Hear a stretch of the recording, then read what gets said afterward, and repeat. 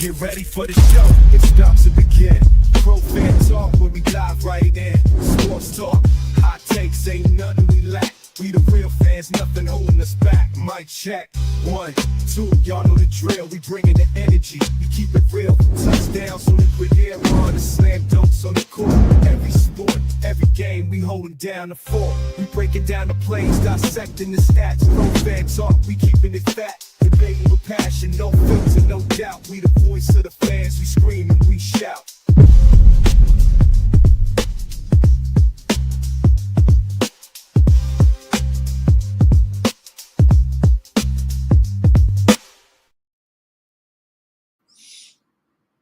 What's going on, good people? Back again, closing out this weekend. Good weekend of stuff this weekend, especially for me, anyways.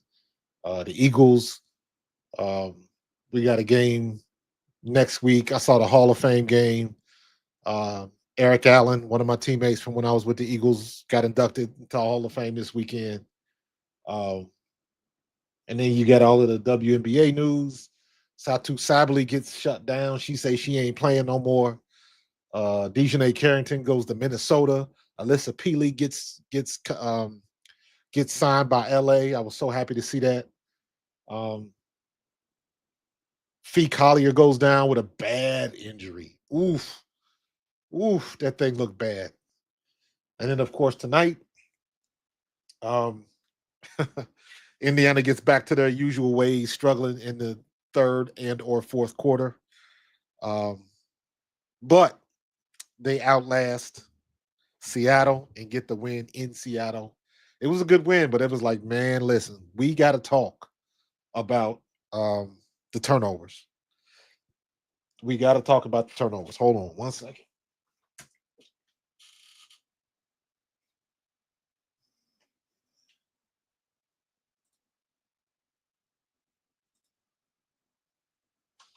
Right there.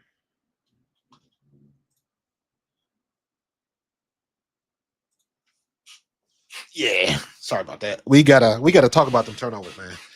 35 turnovers in 2 games. 35, 3, 5 turnovers in 2 games. That is crazy. And they won both games. That's the funny part. They won both games. So, yeah, that's just one of those things that they got to get right. Kelsey Mitchell was on a struggle bus tonight, but lucky for us, Natasha Howard and Sophie Cunningham picked up their production. Now, I've said from the longest time, Natasha Howard, man, I'm so impressed with her. I said that from the first time I saw her step on the court, and I was like, she does not look like she's 30-something years old.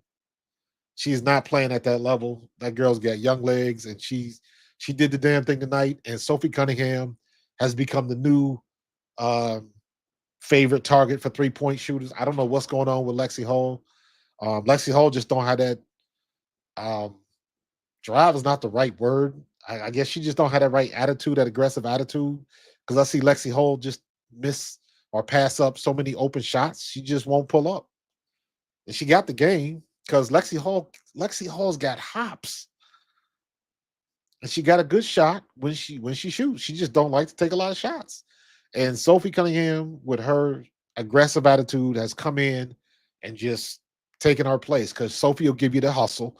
Sophie will get on the floor and bang on you, get loose balls, all of that type of stuff. And if push come to shove, she'll shove back. We all know how that rolls. But Sophie all of a sudden is hitting threes at a crazy clip.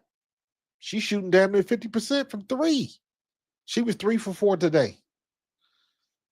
So, or was it 4 for 5? Whatever it was, she was getting it done. She was getting it done. Yeah, Sydney, you know, I look at Sydney like this, man. I don't know what the deal was. She did look lost. But here's how I rationalize it in my brain. I'm glad we got Sydney Colson because I would rather have Sydney Colson than Erica Wheeler. Because I don't know what Erica Wheeler is doing in Seattle this year because she damn sure wasn't doing that last year. She damn sure wasn't doing that last year. But it's it's a good problem to have. Um, but Sydney ain't no different than everybody else. Shira, I see you over there. I'm gonna bring you up in a second.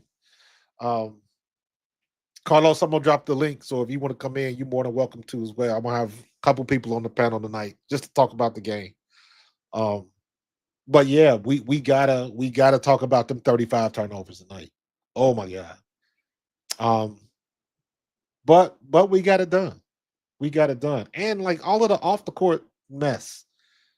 Um, did the one question I want to ask is did did Dallas do Tierra McCowan dirty with the trade to Dejanay, and they had to cut Tierra McCowan for Carly Samuelson and Diamond Miller? Like, did they do her dirty? So I don't know. I don't know. Yeah, Sophie and Natasha was the difference maker tonight, man. For sure. For sure. What's going on, Shira? Oh, not too much. What's going on with you? Good win tonight. Real Feels good win tonight. like a dub for sure. It got ugly, but they got it done. They kind of went back to their old ways in that late in the fourth quarter. Yep. But it was like I said, they almost let it slip away, but they took care of business, and that's all that matters. So, what were your thoughts on it? Disappointed to see Kelsey having another off day, but on one of the Twitter spaces after the game, somebody pointed out that 2 games ago she was hacked pretty badly, and she might be sore from that, even though she hasn't said so. I remember that play. I hadn't thought about that, but that could very well be the case.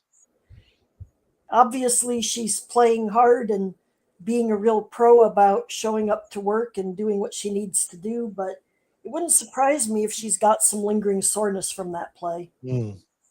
Did not think about that, but that tracks. That definitely tracks. That makes sense. It's the best explanation I can think of for why she would have 2 off games in a row like that, because I know that she's good enough to be consistent once she gets her motor running. Yeah, she was like 1 for 11 or something like that. Yeah, It was not good. It was not characteristic of what we know she's capable of. She was 3 for 16 from the floor. She was 0 for 8 from 3. I thought she hit 1 3, but I guess that was a long 2. Yeah, it looked like usually in games like that, if she's not hitting her shot, she'll attack the basket, and it didn't seem like she did that much as well. Which would also fit with if she's hurting from that previous play a couple games ago. Yeah. So I don't know, but that stood out to me. It also stood out to me that today Natasha Howard scored 21 points, whereas in the last game her scoring was, about 11 or 12, but she had 16 assists. So I'm seeing Natasha Howard as being one of those people who figures out what the team needs and does it. Yeah, she can. I look at Natasha Howard as cleanup. She'll my expectations for Nat Howard is I'm expecting her to give me 10 to 12 points and 8 to 12 a game. And then she gets all of the cleanup points and the rebounds, and she gets some of the hustle plays. So that's what I expect. And then this is the third game where she's went over 20 points. I know she had a 24-point game. I think didn't one game she dropped 27. She did. It was amazing. Or no, wait, no, that was Ari. Was that Ari? No, I thought Natasha had one game where she dropped 20. I know she dropped 24 one time. Maybe I don't know. I know she's been in the 20s like at least 2 or 3 times. Yeah, for sure she's been in the 20s, and I think one of those was the Commissioner's Cup game. Let me I see. think She's she been was pretty motivated to win the Commissioner's Cup and get the money. absolutely. Let me see. She had 21 points. Let me see. She had 18 points against Las Vegas in July. What else? What else? Another 18 points against Connecticut. Then again against Dallas. Okay, so against LA, she had 21. I think she had another 20-point game somewhere. 26 against Atlanta. Ah, that's it. Yep. So but that was way back there. That was way in May. But still, every now and then though, she'll shoot above her average. Her average went up a little bit to 11.3. So for me, if she's anywhere between 8 and 12 points, I'm good. And just like I said, her hustle and she's not afraid to bang down low in the paint. Yeah, she'll So, get right up there yeah, under the basket and do what she has to do. The other, uh, in fact, she's so good at that and she was playing such good defense today. I was so impressed that near the end of the game, I decided to look at the team stats, even though the game wasn't over yet. And I was sure that I was going to see her having a double double because she hustled so much and played such good defense. And I yeah, was so surprised to find out she only had 5 rebounds yeah. since she had 5 boards, 5 assists.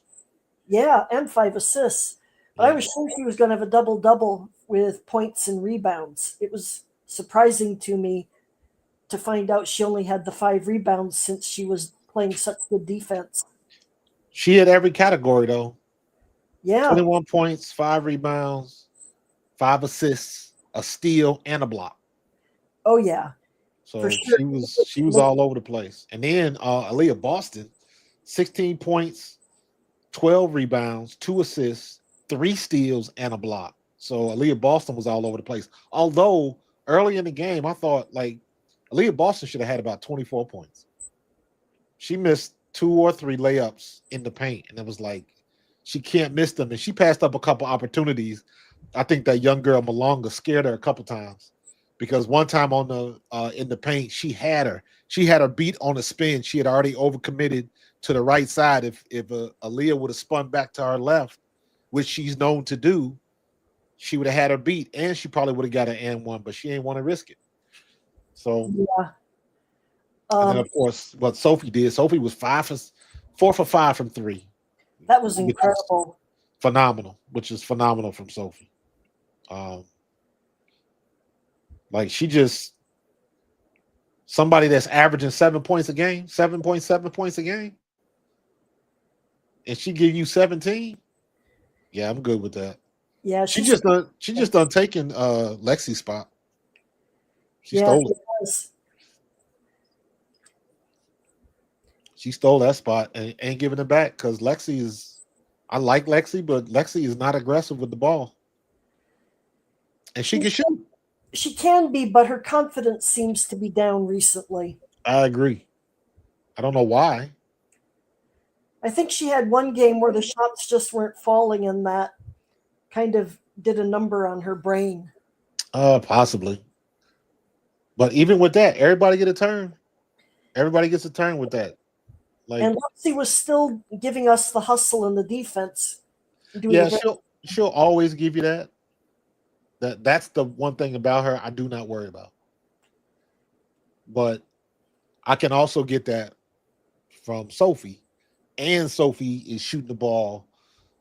Sophie's what is her 3-point shot right now? Her Lord have mercy. She shot she is shooting 39.3% from three this that's year. that's amazing. That is ridiculous. She's shooting 45% from the floor. Um, yeah, but she been balling. She taking the minutes and she working it. And Ari McDonald, I've come to expect greatness from her. Yeah. Um, this is her second best season ever since she was drafted. Her best season was in 2022. I was looking up her numbers today because I was curious. Um, If she can play or continue playing the way we've seen so far, I think she can have this become her best season. Absolutely. Absolutely. And I think she's going to be pivotal in the playoffs. I don't know what play that they run all the time, but they run that play, and it happened like 2 or 3 times a night where she'll kind of dribble down the left side of the lane just outside of the paint, and then she stops. And she either dribbles out or she picks up her dribble. And when she picks up her dribble, they just swarm her, and she's struggling to get a pass off because of her size. And I don't understand what they're trying to do. But um, that's the one thing that kind of betrays her a couple times a game. She works her way out of it. But like she can't get caught in the weeds like that. When she close to that paint, she ain't gonna win that battle. Yeah, that's true. But she's figured it out. I can't, she the last person I'm gonna complain about. She averaging just under 10 points a game, 9.9. So she getting it done.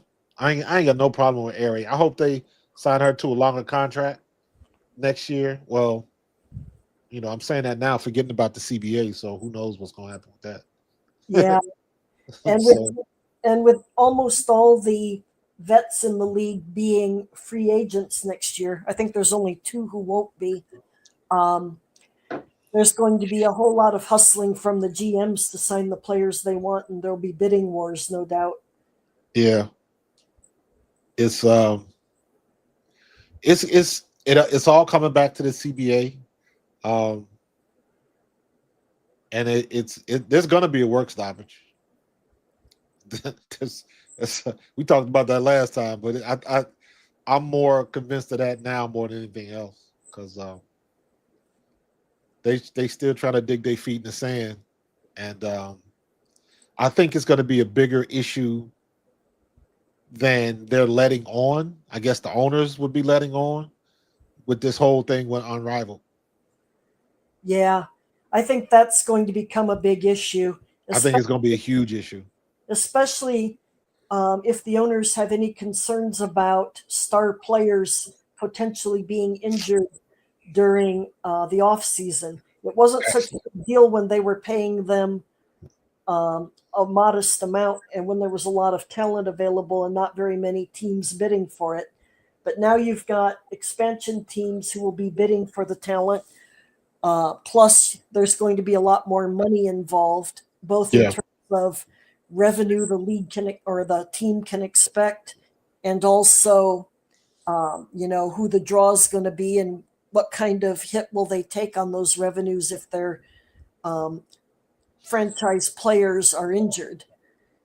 And we already saw in the last off season, Nika Mule from the Storm had an ACL tear in her first game in Turkey, yeah, and Jordan Horston had a severe injury. I forget what it was, playing in Athletes Unlimited.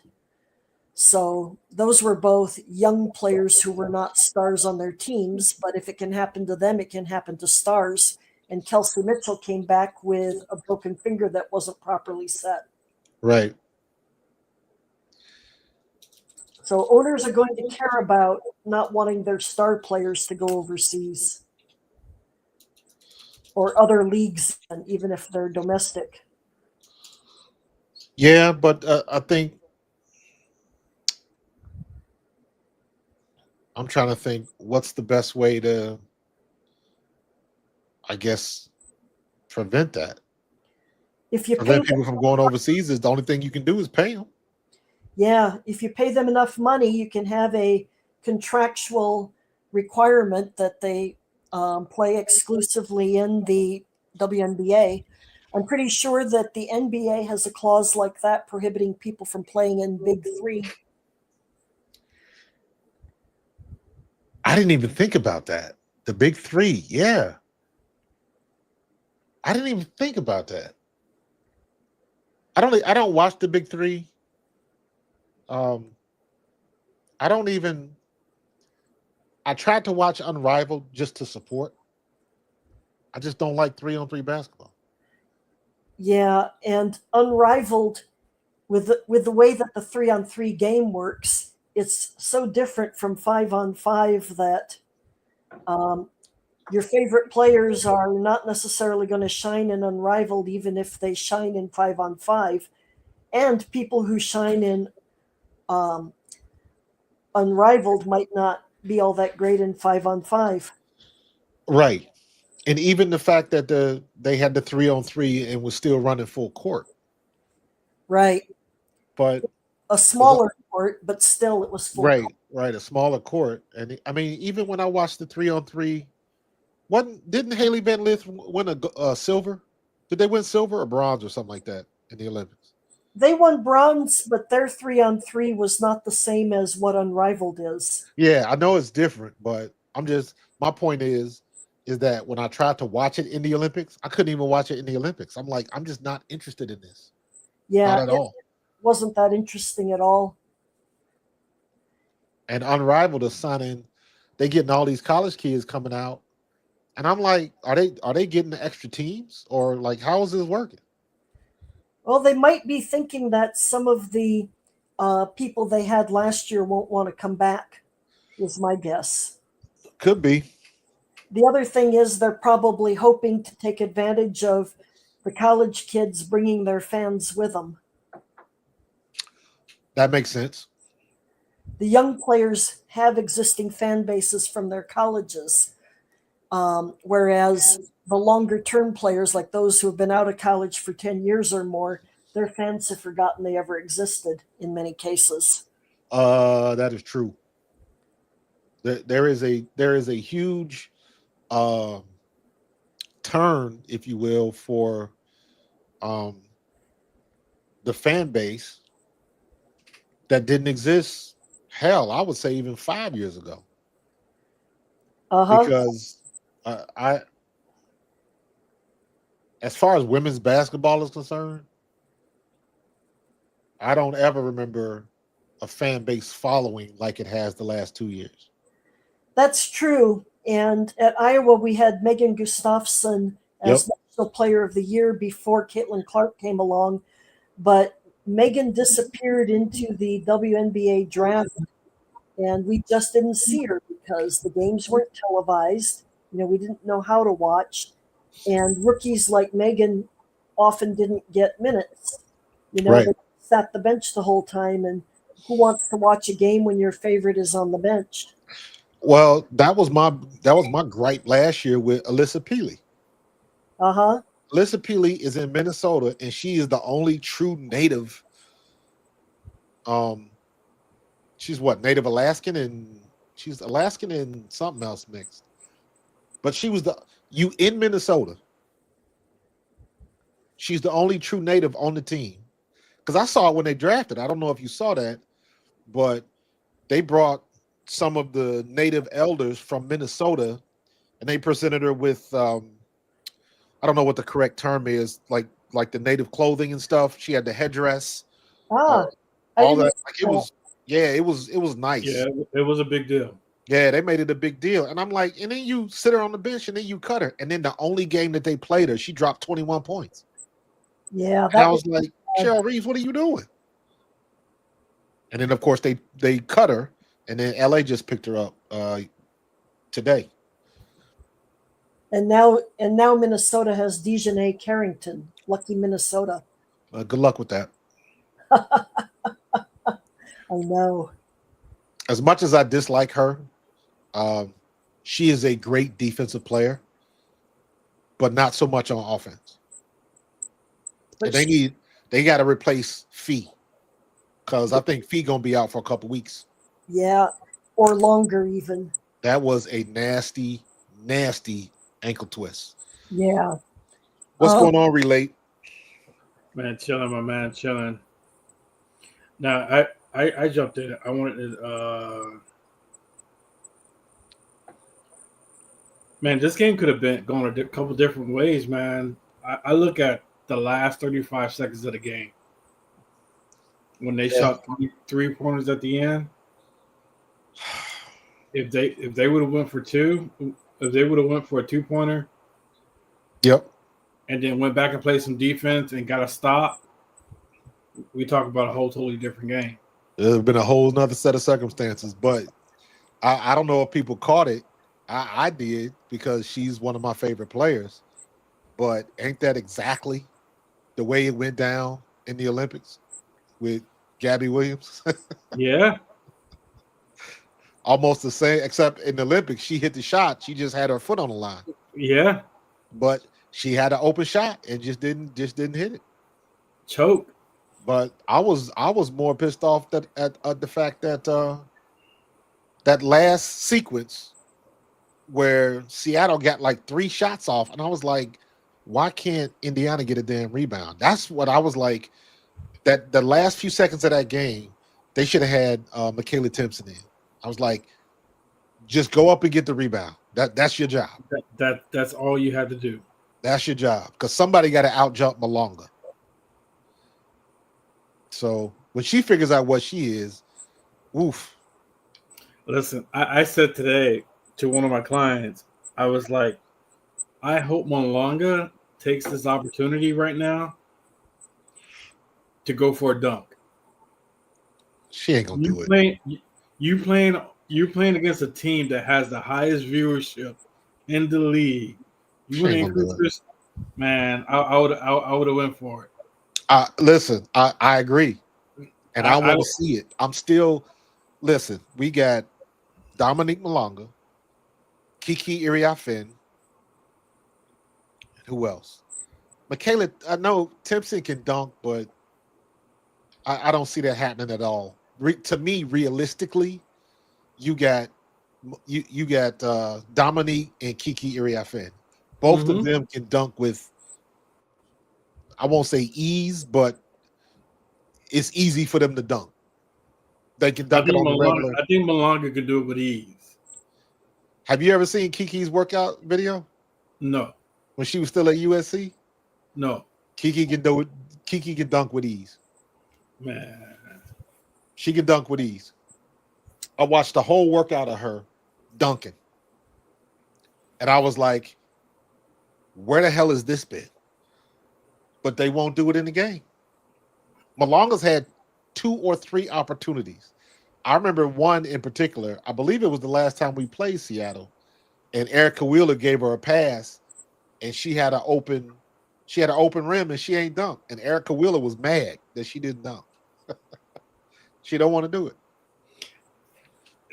The crazy thing is, it seems like when the light is the brightest, they do the dumbest things.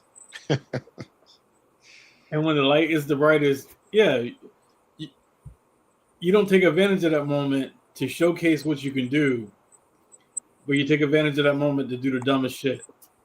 I do not disagree with you. I do not disagree with you. So, I mean, me personally, with the CBA thing, which you were just talking about, I think it's going to hurt both sides. I mean, technically, yes, but I think people, and Shira, you could probably speak to this. I think most fans really, really underestimate how much money owners have. The owners are not going to be worried about this one bit, especially when most of the owners are NBA owners. Mm-hmm. They're not losing no money. I can agree with that. They can write that off on their taxes. But it's gonna hurt. It's gonna hurt the brand as the brand is growing. It's gonna kind of take a dip because you're gonna have a huge contingency of people that are gonna say, well, that's what they get. They shouldn't have been greedy. Nobody wanted to watch women's basketball in the first place. This is true. So, and I've always said this before. I said this last year. I'm the type of person that the W is looking for. I'm somebody that did not watch the league 3 years ago. I watched women's college ball, but I did not watch the WNBA. I don't know if you guys have heard my story with Kelsey Mitchell. I do You not talk know about it all the Kelsey. time. Yeah, Shira, have you heard that story? Have I ever told you that story?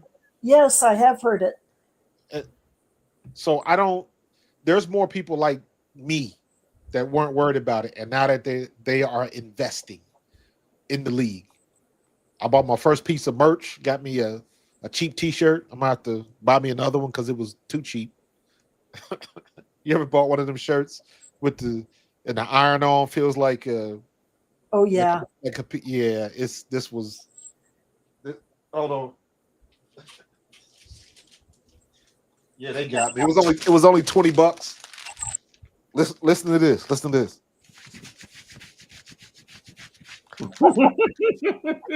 Yeah, this was cheap. This was cheap. I bought it because the logo was big, but this thing cheap as hell, man. They got me, but it's all good. I'm gonna get me a golf shirt sooner or later. But the point I was trying to make is if they do have a work stoppage, I think that'll be detrimental more to the players because, like I said, the owners are stupid rich, and the players, a lot of the fan base, and I'm talking about the fans that aren't like hardcore fans, because the hardcore fans are the ones that are going to show up for regardless. Right. I consider myself a hardcore fan now because I'm watching. Right. You know, if Indiana's not playing, I'm still watching the game. But the majority of people aren't. They either want to see Caitlyn Clark or they're not watching. They want to see Angel Reese or they're not watching. So I agree. They got their people, and if those people are not playing, they don't want to be bothered. And that's the majority. And that is the thing that I don't think the players realize. Or maybe they just not admitting it. Well, I think that it's a great misconception on like the whole I think it's a messy situation on a lot of fronts. Whereas the women don't, I'm not gonna say they don't understand the business, but this is the best example I can give it at. Like, I'm a barber. I got a lawyer. I got one of my clients that's a lawyer. For a haircut and beard, I charge $40. And because he's making $300,000 or $400,000, I think he should pay me more than the $40. You get what I'm saying? Yeah. And I kind of like look at that situation as like that, you know, and that's not the way it is. Like, because you making this much money don't mean I should get paid more. Right. Because the price is the price. The price is the price. All right. And I kind of feel like what they feel what their value is really isn't what it is. You get what I'm saying? Well, I do. Like, Caitlyn Clark has value. Yes. Right? I understand what you're saying, and I agree. All right. Everybody's value is not the same. Right. So when you sit there and say, oh, we want this, or like Kelsey Plum, like, you can sit there and argue. She can't argue about revenue. She wants her piece of the revenue, but you can sit there and say Caitlyn Clark, Angel Reese, Sabrina, they can have an argument about revenue because they're the ones selling merch and stuff like that. You get what I'm saying? Yeah. Those that bring the value to the league. I had a conversation with somebody. We were talking about NIL in college, and one of the ideas in trying to control NIL was that somebody threw out like, well, hey, why don't you just get a set number where you can pay all the athletes one set price, everybody gets paid, everybody's happy. And I'm like, that ain't gonna work. That will never work. Because as long as you have a stud running back, as long as you have a stud quarterback, and when you look in the stands, every jersey is a number 40 jersey. Well, the number 40 is the biggest value, not everybody else. So you got to take that in consideration. So that will not work. And then to your point, you have to at least admit and acknowledge that everybody's value is not the same. And me and Shira talked about that a couple days ago. They do not understand that, or they just don't want to admit it. So I don't know what's gonna, slap some sense into them in that regard, because the truth of the matter is the only reason that they even think that we've got all the leverage, which they don't, but the only reason they think that is because of the Caitlyn Clark effect, in my opinion. Before the whole Caitlyn Clark thing happened, the only team that was generating any type of noise outside of the WNBA arena was Las Vegas. And the only I reason would I'm say saying the that Liberty as well. Huh? I would think the Liberty as well. Well, I agree, but here's my point. Mm-hmm. And I'm speaking use your words, Marcus. Specifically from the point when I didn't watch the W. I got you. I can The agree with you only on that. team I remember hearing about was Las Vegas, when Las Vegas was the first team to sell out their season tickets before the season started. Gotcha. And I had started hearing about Asia Wilson when she went back-to-back MVP championships. So Asia Wilson was the first person I can remember that broke the threshold. The threshold for me is when you're talking about somebody in a sport, and you can ask somebody that doesn't follow sports and they will understand the name. They will recognize the name. I remember this conversation you had the other day about the threshold. Yeah, that because it's That's a very valid point. you tell somebody that don't play golf, ask them about Tiger Woods. Somebody that don't play basketball, ask them about Michael Jordan. Right. Ask them about Bo Jackson. Yeah. You know what I mean? So and heck, even when Caitlyn Clark was still at Iowa. Shira, do you remember this? Because this had to be on the news out in Iowa. It was I don't know who they played. The game was at like 8 p.m. And they showed the line for student tickets at like 4 a.m. And everybody was lined up around the building. And I was like, this is something special right here. Yeah, for sure. I live in Iowa City, so you can imagine I had a up front and personal view of the Caitlyn Clark era on the community. How close is that to Des Moines? It's about an hour, 45-minute drive. Okay, because my sister, my big sister, graduated from Drake. Ah, yes. Yeah, I have very fond memories. Drake University is what made me want to go to college. Ah, Because my big sister was up there on a track scholarship, and my dad rented a Winnebago, and me and my twin sister, he let us he let me invite one of my buddies, and she invited one of her girlfriends, and he rented the Winnebago for the week, and we drove to Des Moines from Cincinnati to watch my sister run at Drake Relays. The best college experience I ever had in my life. uh-huh. And I remember, because me and my sister talked after that, and it was we even talk about this to this day. It was like, after that trip, my parents never had to mention about going to college for us. We was like, oh, that's what we're doing. I like it. That's what we're doing. We had so much fun on that trip, man. But I'm sorry, I digress. Caitlyn's college head coach coached at Drake before she came to Iowa. Yes, Jensen. Lisa Bluter, but Jan Bluter. Jensen did too. Yeah. So Lisa was Caitlyn's head coach, and Jan was Lisa Bluter's assistant coach. Right. And they both came from Drake to Iowa. Okay. Hey, bro, do you think Indy can make it to the number 2 seed? Sure. I don't see why not. I don't. I've said this before, man. To me, there is no dominant team right now. As good as New York is, New York still taking some L's, which I still think New York is the better team, especially now that Fee is hurt. And when Fee comes back, she's not going to be 100%. Right.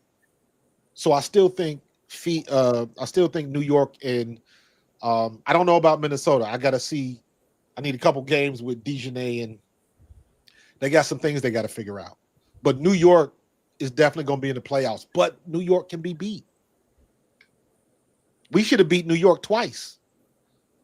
Yeah. But, so I say all that to say, I think this is one of those years. It doesn't matter where you fit in the seeding, where you fall. It doesn't matter. You just got to get there. If you get to the playoffs, everybody can be beat. I don't think there's going to be a situation where it's like, oh, they ain't beat New York, or Minnesota gonna roll over them. I don't see that happening. And New York doesn't have Brianna Stewart playing right now. Correct. Now they got Meesman, and she's damn good. Uh-huh. But still take some time to gel and figure out. Now she's got a leg up because didn't she play with Sandy Brondello before? Yeah, I believe so. Yeah. Yeah, and I really like Sandy Brondello.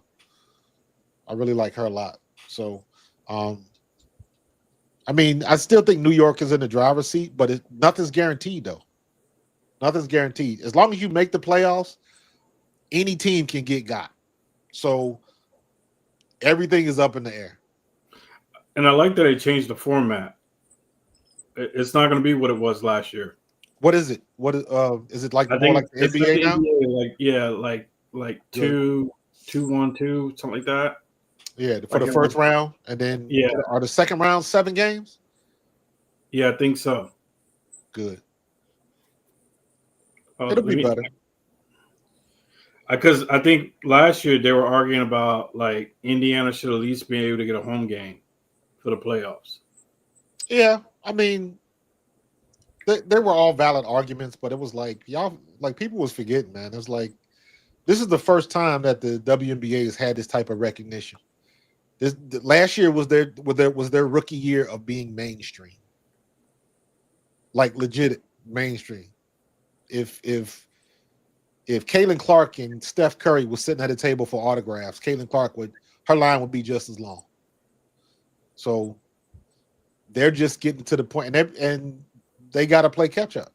So I expect it to be better this year. I hope to God the broadcast is better than it was last year. So we'll see. I'm scared to say it, but can it get any worse? All right, so it says the first round is going to be 1-1-1. 1-1. What is it, play-in? In terms of which arena they're in. It's going to flip-flop. Like, say it was Indy and Seattle. They'll play one game in Indy, then they'll go back to Seattle, then they'll go back to Indy. Oh, okay. And but is that a 5-game series? No, it's 3 games. So it's only a 3-game for round 1. Oh, okay. I'm not real crazy about that either, but it is what it is. The first round, and then the second round will go 2-2, 1-1-1. I don't understand how that goes. Oh, 2 games at home, 2 home, 2 away, and then home away, home. Yeah. So that's the NBA format. Right. I'm good with that. I'm not crazy about the 3-game. Yeah, the first round. Yeah, the first round. I'm not crazy about that, but it is what it is. I think it's okay though because you're not going to see a huge audience for a non-fever 3-game series for the first round of the playoffs. Probably right. And see, you know what? Here it's funny you say that because that's like the catalyst of everything. It's just like you said, you're not going to see a big audience for a first round of a fever game. That's like when you bottle all that stuff up, you kind of like got to say, what are y'all talking about in the CBA then? Well, they better figure out something because, like Shira kind of alerted me to a couple days ago, they do not have a lot of time after the season's over. I thought they did. I was like, well, hell, The CBA, right? what'd you say? You mean to finish the CBA, right? Correct. Because I think they got October 31st. That's when the season ends. So the contract runs through October 31st. And they can still keep working on the CBA after that, but they're going to have to figure out how to get that done before the expansion draft, which last year was in early December. And then on the heels of expansion draft, you've got trade discussions starting and then free agency in January. And whenever Unrivaled starts. Right.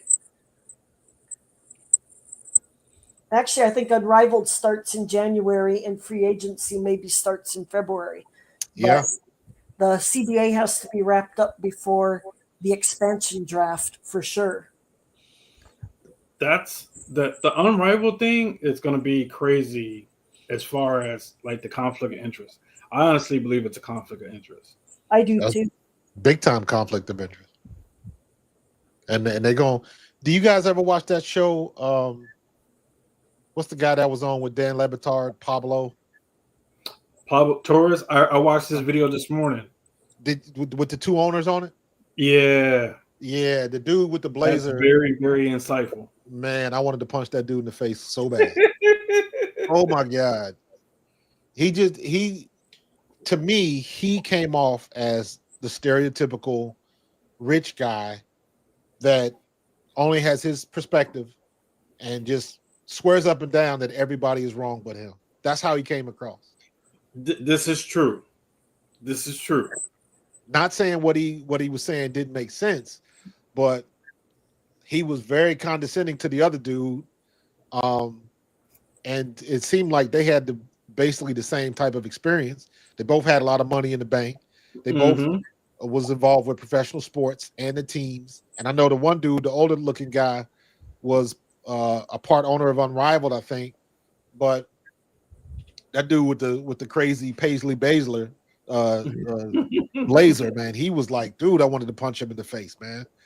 It's like, oh, you pompous prick, man. Just like shut up. I hate when people try to tell people like you don't know what you're talking about. I'm telling you you're wrong. Well, regardless of what you think, you're wrong. I'm like, oh, I had to cut him off, man. Can't handle that. He's tough at times. He tough.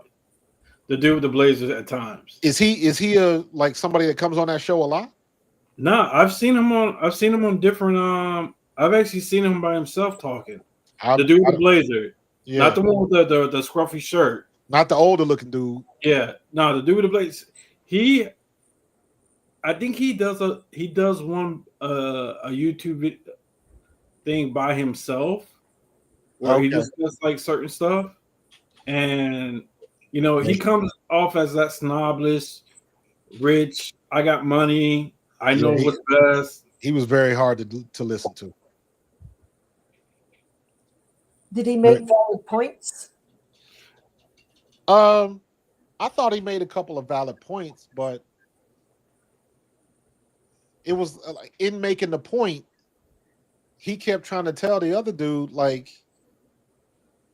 he kept telling the other guy he was not gonna let him act like he didn't think the same way, or kind of like sometimes trying to bring up stuff that he had done in the past.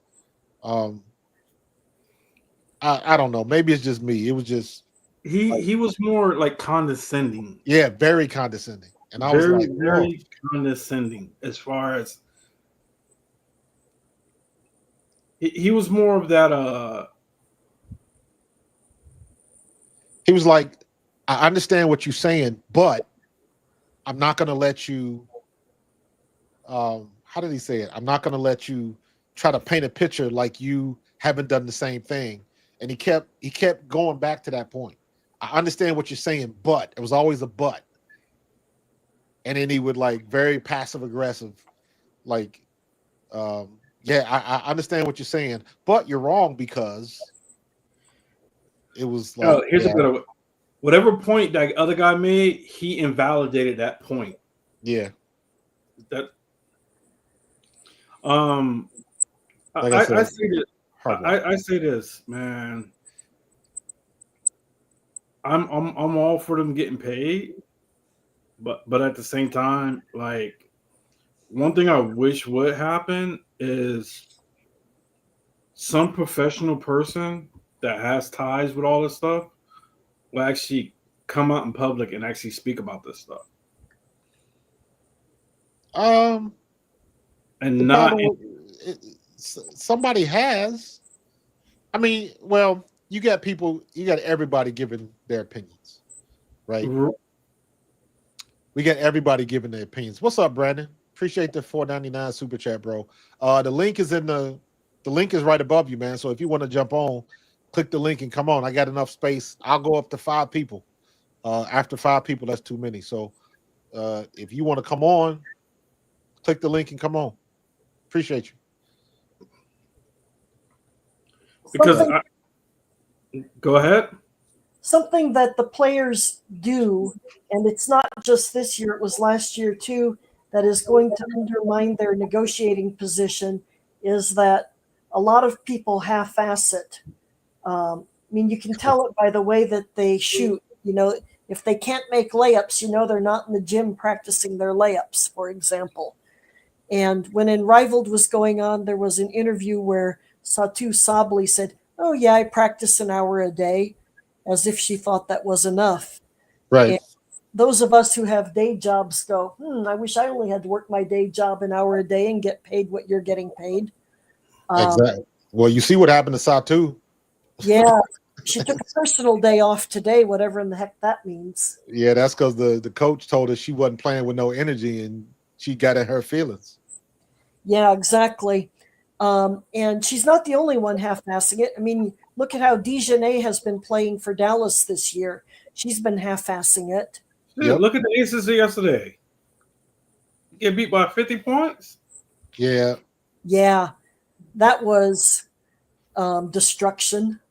I don't know what that was. That wasn't basketball by the Aces. I don't know what the hell that was.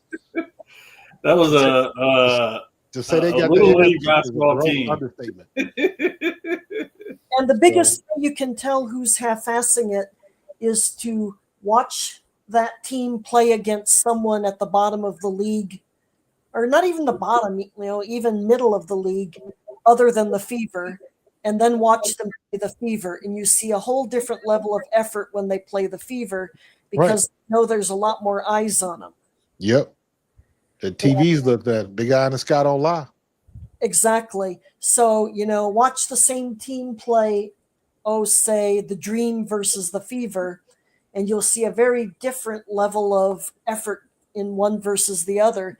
And it's because they know that TV, over 1 million people will be watching if they're on the Fever or when they're playing the Fever, but maybe 700,000 if they're playing anybody else or less. And that's clear sign of them half-assing it. They're not going all out every game. And that's partly an issue, I think, of the coaches motivating them or not knowing how to motivate them. And partly an issue that the pay structure is such that they can half-ass it. They make their money whether they win games or not. Well, did anybody ever catch this right here? There was in one report where they said that the owners were like, y'all need to show up on time for work. I didn't hear that. Yes, that was an argument that one of the owners had. Like, they don't show up on time or they're not showing up. You know what I'm saying? Like, at the end of the day, like, you're only going to get out of it what you bring to the table. And when I say that is, y'all are athletes. Y'all are in the league that's at the top of the top, the cream of the crop. All right? Like LeBron James, got $1 million meal plan, wherever the hell fitness regimen. Tom Brady, when he was in his late 40, when he was in his late years of being a pro, he was at the top of his game. You know, a lot of these girls, these women, they're complaining about, you know, the back to back games, the amount of games, and all other stuff like that. Like, one, how do you expect to get paid? And two, y'all at the highest level of sports. You should be conditioned for this. Yeah, correct. But here's the thing, and I mentioned this a little bit earlier. This is the first time they've had eyes like this. This is the first time the WNBA has been this popular since its inception. Because the first 2 to 3 years of the W, everybody was watching. The stadiums were packed. They had good turnout, but back then, you didn't have distractions like you got now. You didn't have social media. You didn't have cable with 35 million channels. You didn't have Amazon Prime and YouTube TV. You didn't have all these other options for your attention. So, and the first couple of seasons of the W was good because they were coming fresh off of the gold medal. Right. As much disdain as I have for Cheryl Swoops. When Cheryl Swoops came out back then, she was it. She was on all the sitcoms because back then, like I said, it wasn't social media, so no podcast. But if you was on the episode of Martin, or if you had a guest spot on Friends or something like that back in the day, man, couldn't nobody tell you nothing. And they were doing it. They were doing it. That whole crew, Rebecca Lobo, Lisa Leslie, Dawn Staley, everybody. When they won that gold medal, they were the toast of the country. And they capitalized on it. And then it was good until it wasn't. And then it just slowly but surely died out for the same reasons. You got people that don't want to watch women play ball, and nobody was dunking. And I remember I was in Cincinnati, and I vividly remember it was a I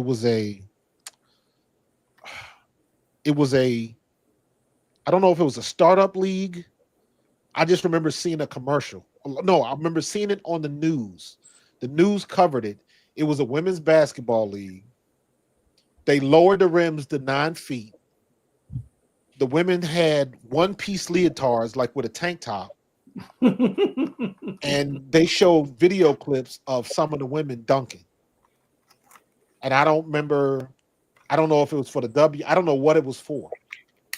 But I'm assuming it was some type of semi-professional women's league. I just remember seeing somebody in a leotard, one piece, dunking and grabbing the rim and stuff like that. So even way back in the day, they tried to push it on people, and I just don't think people were ready for it, because you had tennis, you had golf, and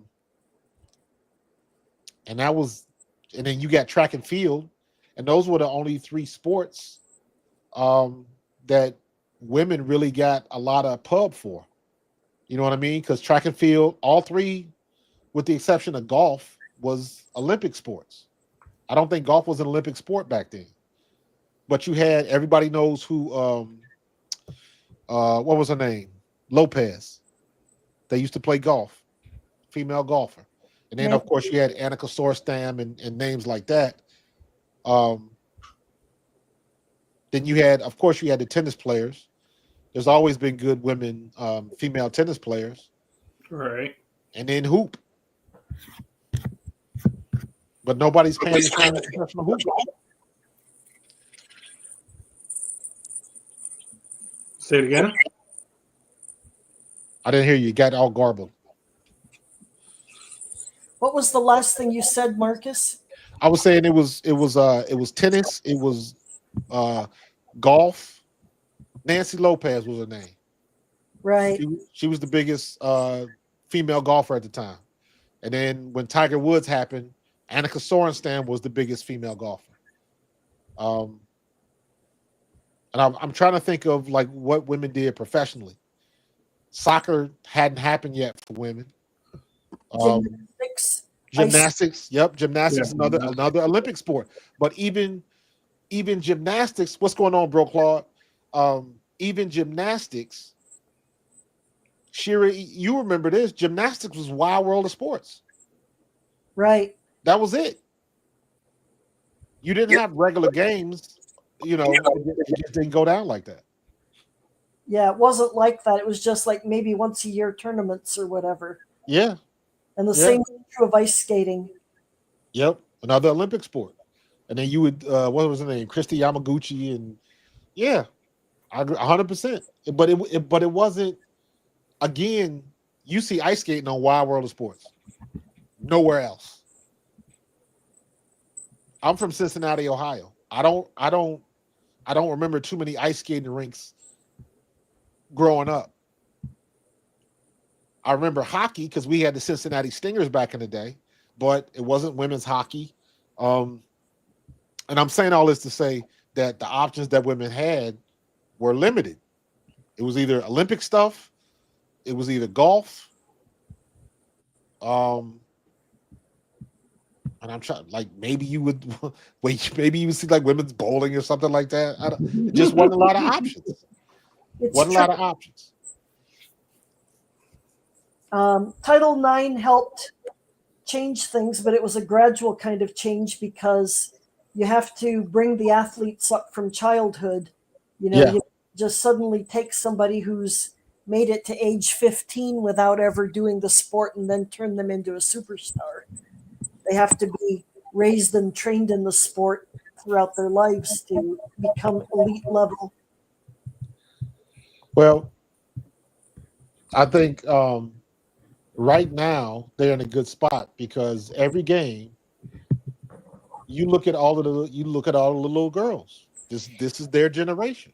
Absolutely. So now all of these little girls are going to come up wanting to play basketball, wanting to be the next Caitlyn or the next Angel or the next Sabrina or whoever. Because now they've seen it when they're 6, 7, 8 years old. The same way, like right now, we got what's your boy's name? They used to play for the Pistons. Dennis Rodman, his daughter, Trinity Rodman. She lighting up soccer right now. Yes. But when she was a kid, that's when the women's team happened. Mm-hmm. So now this is that second generation that, as little baby kids, little itty bitties, as Marcella Wallace says, they grew up watching that. So now, if you see it, very similar to the story I told about being at Drake University. Once I saw it, I was like, that's what I want to do. That's where I want to be. I'm going to be on somebody's college campus and all of that type of stuff. So being exposed to that, and all of these little girls are exposed to it, that's the natural evolution. And that really is the driving, I guess, force behind this CBA deal, because the audience is not going anywhere. It's organic now. And that's what they've always needed. And you don't have as many people. Let me specify this. You don't have as many men saying that the women can't do it. Because I got a twin sister and I got an older sister. And growing up in St. Louis, I'm from Cincinnati. We moved to Cleveland for like 8 months. And then we spent the next 5.5 years in St. Louis, Missouri. And then we moved back to Cincinnati. But when we lived in St. Louis, I remember my dad having to go to my sister's high school because there was no girls' basketball team. She had to play on the boys' team. And she had to deal with all of the stuff, let alone her being the only black girl on the team. But the people didn't want to play a team that had a girl on it. Like dealing with all of that type of stuff. We talking in the 80s. Caitlyn Clark experienced exactly that when she was elementary school age. Yeah. It ain't gone anywhere. You just don't hear about it as much, but it's still around. It's still around. You always gonna have, especially if the girl is better than the boys, and the boys get embarrassed. Please, Oh yeah. please. The way parents act these days, That's why I don't coach football no more. I had to walk away from football because I had parents get mad at me because they think their kid is the next thing since sliced bread. And then it's like, no, they're not. And if you gonna think that you know more than me about football, like I got a whole bunch of extra whistles in the bag if you want to come out here and donate your time. But it's funny when you give them that offer, don't nobody want to step up to the plate. Right. So I say all that to say the opportunities for women to play and to make legitimate money, it's on its way up now. Back to the CBA, I think the women are putting the cart before the horse just a little bit. You can't just jump into this and say, I want as much as they make. You can't do that because you can't just throw away the last 30 years like it don't exist.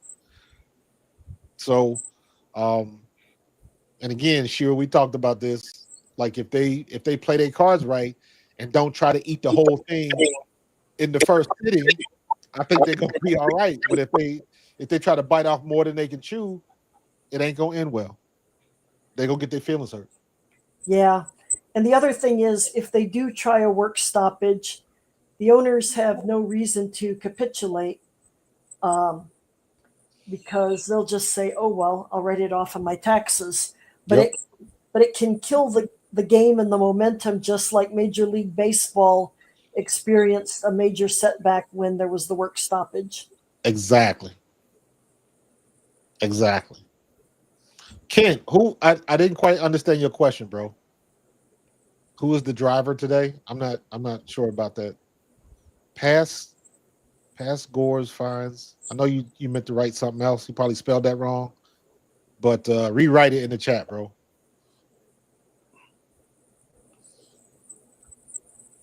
But Coach, I got a question. What'd you say? I got a question. Maybe you can probably answer this. Could they replace the players if there's a stoppage? No, hell no. Well, no. Let me answer your question. Yes, they could do that. But who they gonna replace them with?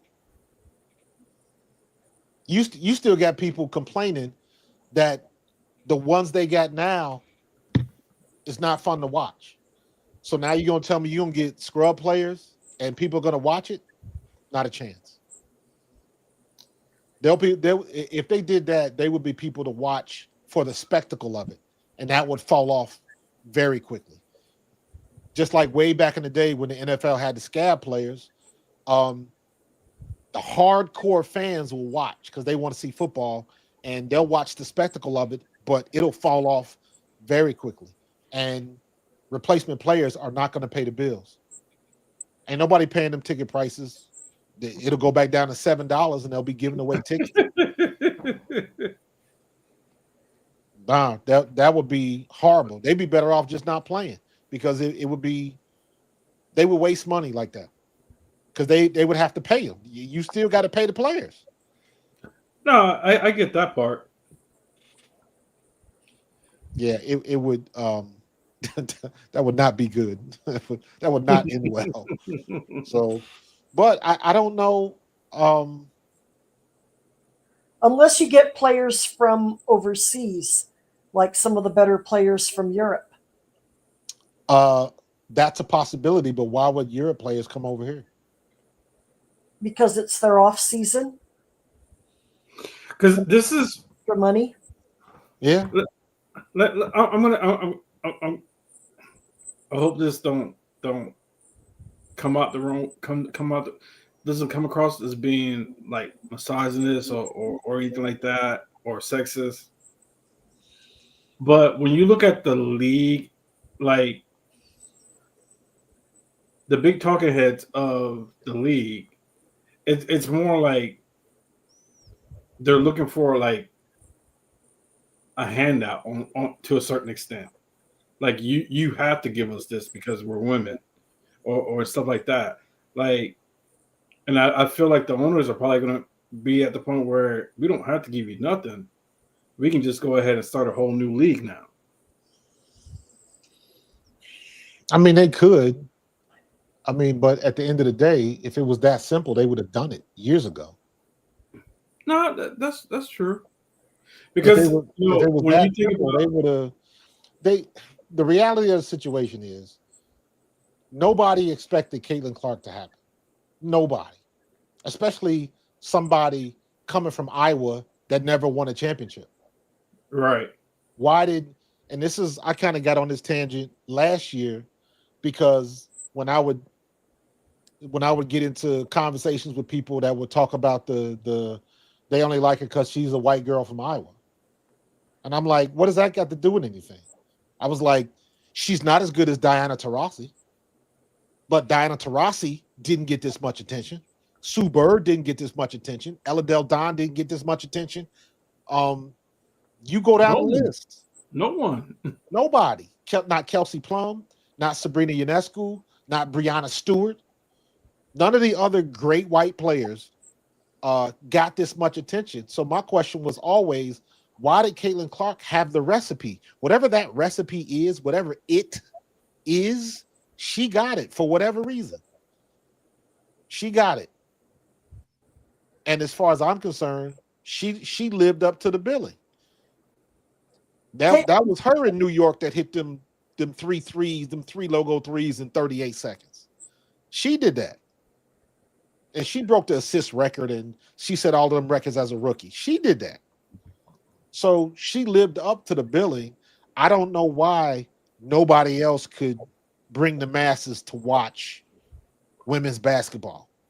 I still don't understand the that. approach is to be entertaining. She chooses to entertain. She doesn't just pass the ball or shoot the three-pointer. She makes it a spectacle in how she goes about it. I agree, but I'm sure I could find some highlights of what Diana did or what Bird did. Or my point is that I'm sure that some of the other great players have done the same thing, but for whatever reason, Caitlin Clark got something extra. I don't know what that is. Well, one thing about it, it's have you read or listened to the Christine Brennan book? I have not. So back to the Title IX. In the beginning of the book, it seems like she paints this picture like Caitlin Clark is the poster child of Title IX. Like everything that you envision Title IX to be, Caitlin Clark is that person. Like the woman that's speaking that's on your show right now. No, like she said, these are kids that start when they're very, very young. Caitlin Clark been playing ball since she was a little girl, a very little girl. All right. And she built her game up since then. All right. But one thing Christy Brennan pointed out was like the WNBA failed. Like they knew this was coming. And they did nothing to fix that. I disagree with that. They didn't know Caitlin Clark was coming. And the reason why I say that is you think Caitlin Clark was the only little girl that has skills like that? No. But we already knew her viewership, her crowd fare, and all the other stuff. Nobody ever had that kind of crowd fare. Yeah, but viewership. I guess that's my point with when I say nobody saw Caitlin Clark coming. Nobody saw her coming because there had been, I would argue, better players than her coming out of college. Diana Taurasi won 4 national championships, for goodness sake. Candace Parker, in my eyes, is the best women's college player that I've ever seen on television. And I'm excluding Cheryl Miller because I didn't see her play. I think Cheryl Miller was probably better, but nobody saw her. Right. Candace Parker was played for Pat Summitt. Pat Summitt was the pinnacle of women's coaching. Right. So if anybody was to do it, you would have thought Candace Parker would be. She came from the SEC. She was rookie of the year, won the championship as a rookie, got into a fight as a rookie. She checked all the boxes. And she still couldn't do it. Christine Brennan's point was that as early as 2023, Caitlyn was filling arenas, not just Iowa's Carver Hawkeye Arena, but the away game arenas as well, because people were coming to see her. So she had the entire college year of 2023 to 2024 when everywhere they went, the home team's arena was full of people who came to see Caitlyn. And the W should have seen that coming. Right. Now that I agree with. That's the point I was trying to make. Gotcha. Okay. Yeah, I thought she was going way back to when she was a kid, and I was like, okay, that makes sense. No. That makes sense because after that was 2023 was after the Angel Reese thing. The You Can't See Me. That was 22, right? It was 2023. was 23, but even before that game, Caitlyn was already filling arenas because people were hearing about her. I think that news story about the kids in line at 4 a.m. and didn't they play an outdoor game in the football stadium? Yeah. They did. I remember I was like, that is dope. Yep. Audience of 55,000 people came to watch that game. Yep. I was like, that is fire. Shout out to the NHL because they started that. Got to give them credit for that because they started playing outdoor games, NHL games at football stadiums. So, but that was a cool, like just the look of that in a football stadium, and then they got the floor on the field. I was like, that is awesome. Listen, I think you seen what baseball did yesterday, right? They played they played the game in Bristol, the racetrack in Tennessee. No, I missed that. Yeah, I think it was Atlanta and Cincinnati Reds played a game in Bristol at the racetrack. Okay. And I was thinking about that today. I was like, why doesn't the WM, being that you know that Caitlyn Clark sold out a stadium for 57,000 people, why don't y'all host a game at a ballpark? A WNBA game at a ballpark. I mean, they could probably do it now, but I mean, stuff like that, that's a couple of years worth of planning right there. So, I mean, I guess technically they could do it, and I'm sure people would show up. Oh, people would. Man, listen, if she had a game in Alaska at a stadium, I probably would show up. I mean, she probably could, but I mean, to answer the question is, I don't know why. I don't know how much money the WNBA has to put that together. But the thing Brandon is that says Caitlyn is an entertainer, not just a basketball player. Shira, you just said that. Plus, she looks like the girl next door. She's not a sex symbol. Okay. I understand that point though, but I think I don't know, man. I don't know what her recipe was, but she got it. Yeah, she got it for sure. She got it. And there was and I would still argue that there were a lot of people that came out of college that were better than her coming out of college that didn't have it for whatever reason. It just don't. I don't. What's the girl that was on ESPN that swears she hates WNBA fans now? Elle Duncan. Oh, Elle Duncan. Oh, Elle man. Duncan. I don't dislike Elle Duncan, but I found it tiring to hear so many people talk about WNBA fans, and I'm like, y'all started this shit. We didn't start this shit. But the one thing she said that was true. She said, we didn't start this. The audience dictates what you want to watch and who you want to watch.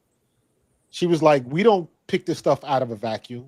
She was like, we have metrics in place. We have systems in place at ESPN that tell us when we talk about this person, when we show this person on TV, this is the response that we get. And the audience dictates what we put on our airwaves. And I was like, that's it in a nutshell. Caitlyn Clark wasn't created. She was just the one that everybody gravitated towards. Because there's been plenty of people, Shira, to the point you made earlier, that went to national championships, got a lot of TV time when they was in the NCAA tournaments or just when they was playing basketball, and it just didn't translate. It didn't translate, and Caitlyn did, and they still ain't figured out why, but they're gonna keep riding that train and making that money. Imagine all the money that will be lost by the media if there's a work stoppage and Caitlyn's not playing. That's the only thing that makes me think they will try to find a way, because these endorsement deals and the sponsorships and all that type of stuff. Yes, I agree. That is a lot of money that they leave it on the table if she doesn't play or if there's a work stoppage in general, and they don't want to do that because who's to say it'll ever get up to where it is now? And the owners might not care, but there's this whole ecosystem of sports media that their clicks will stop, their viewership of their commentary shows will stop, there won't be games to broadcast, therefore no advertising sales. All that grinds to a halt if there's a work stoppage. Remember what happened with the NBA during COVID? Where they wanted to stop, but the TV people said, like, yo, we paid y'all all this money. Yeah, you better get in that bubble. To give us a show. Y'all gonna give that money back? So at the same time, I say, yo, like, y'all supposed to get all this money and y'all having a stoppage right now? What y'all gonna do? And you know, that's the hard part about business, man. You gotta, somebody's gotta give. some they gonna get their money. That's what that comes down to. Somebody gonna get their money, and that's why, you know, I think at the end of the day, if they come up with an agreement where they can rehash it in like 2 or 3 years, I think they'll be fine.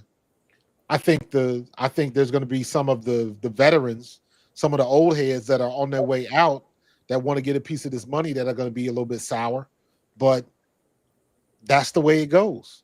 And unfortunately, those old heads are the ones leading the negotiations. Exactly. And don't nobody want to talk to them. That's right. Don't nobody want to see them. They weren't generating the viewership when they were in their prime, so who wants to talk to them now? Nope. 100%. 100%. Brianna Stewart's going to be gone in a couple years. Most of them. I'm so tired of hearing about Dewana Bonner. She had another great game of 6 points. Boo, boo. So I couldn't resist. I don't blame you. How do you have 6 points in a blowout? Listen, here's the thing that really bothers me. Every chance some of these players get, they will tell you about all of these badass women that are playing ball in the W. And I agree. However, don't tell me how badass you are and then bitch, moan, and complain because Dewana Bonner got booed and you don't want to deal with that disrespect and, you know, Alyssa Thomas talking about how terrible the fans are. And like, this is what comes with being mainstream. This is what y'all been asking for the past 30 years. Now you got it, but it comes with a dark side and you got to be able to deal with that dark side, and they can't deal with it. Yeah, they can't deal with it. And a big part of it is that they came up in the generation where college or even elementary schools and colleges were offering safe spaces. Yes. And so it was policed instead of kids being taught how to shrug it off. This is what you get when everybody gets a trophy. Yep, exactly. Everybody. But you bring up a point about Alyssa Thomas prattling on about the fans, which she has done more than once. Yeah. And now recently we've had Nafisa Collier do it as well. Yes. And all of it. I saw it. Was that on Sue Bird's podcast? I forget which podcast Yeah. it was. I think it was. I think that was on Sue Bird's podcast. But she And was I'm like, self-righteous about it. And the thing is, these idiots are forgetting that the revenue that they're trying to get a percentage share of is generated by fans who watch the shows, Yep. watch TV broadcasts, buy the merch, and go to the games. And so when they show disrespect to the fans, they're undercutting the revenue that they're hoping to get a piece of. And if I were the owners, I would want to put a stipulation in the new CBA that says that anybody who makes allegations without having evidence to back it up is going to be fined severely. Whether it's allegations of racism or whatever other allegations they might make.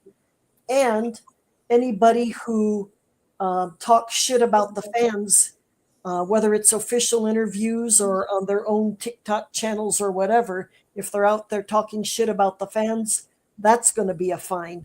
I think that should be in the CBA. that would be a very slippery slope.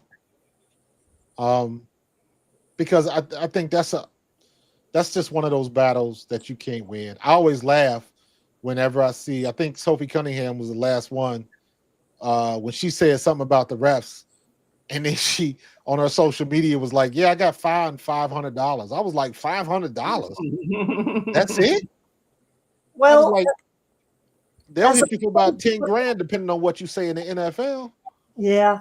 Well, it's the factor of how much their salaries are too, That was exactly my point. It was like, that's all you got charged was $500.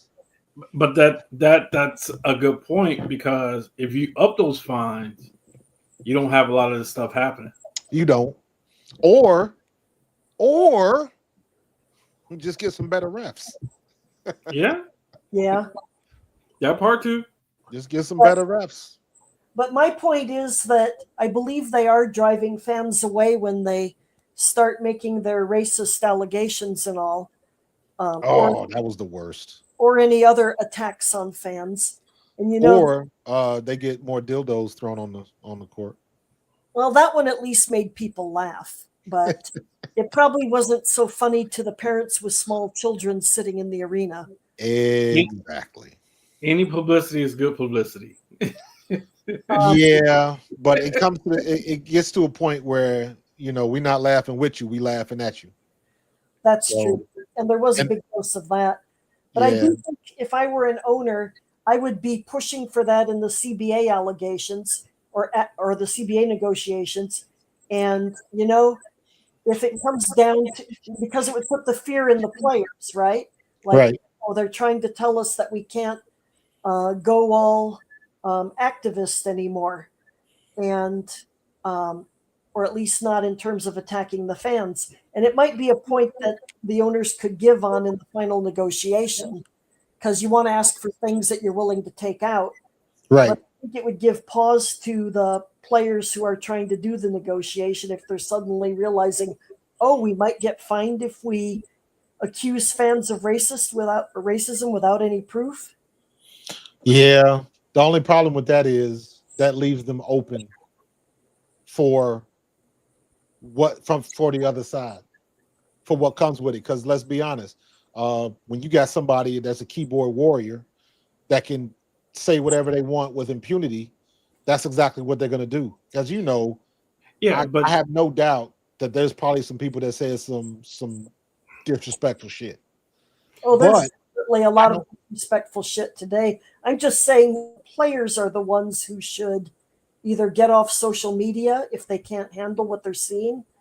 Right. But they're not going to do that because social media pays too much money now.